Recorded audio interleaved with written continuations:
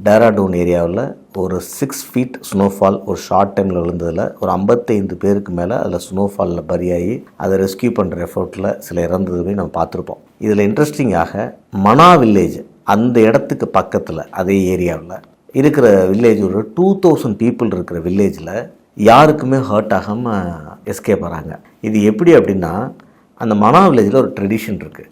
அதாவது அந்த பத்ரிநாத் டெம்பிளோடைய க்ளோசர் ஆன உடனே அவங்க டவுன்வேர்டு மைக்ரேஷன் வராங்க. ஃபார் செஞ்சுரிஸ், பல 100 ஆண்டுகளாக வராங்க. திருப்பி டெம்பிள் ஓப்பன் ஆகும்போது தான் மேலே வர்றாங்க. இந்த பீரியடில் தான் நிறைய இந்த மாதிரியான ஒரு சிவியர் ஸ்னோஃபால் விழுகுது அப்படிங்கிறது இன்றைக்கி இருக்கிற ஒரு ஜியாலஜிக்கல் ஃபைண்டிங்காக இருக்குது.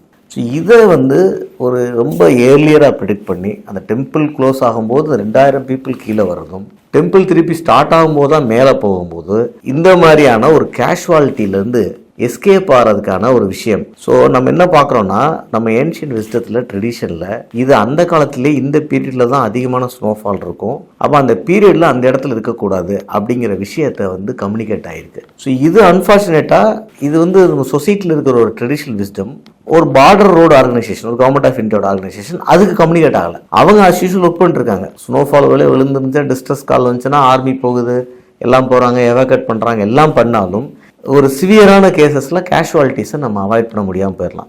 ஸோ என்னோட ஃபீலிங் என்னென்னா, ஒரு மனா வில்லேஜ், ஒரு ட்ரைபல் வில்லேஜ்லேருந்து 2000 பேர் தங்களை ஒரு ட்ரெடிஷ்னலாக பாதுகாத்து கொள்ளும்போது அந்த விஸ்டத்தை ஏன் இந்த மாதிரியான பார்டர் ரோடு ஆர்கனைசேஷன்ஸ், மற்ற நியூ ஆர்கனைசேஷன்ஸ், அந்த ஏரியா பற்றி தெரியாதவங்க, இடம் தெரியாதவங்க ஏன் பயன்படுத்தாம விட்டாங்க?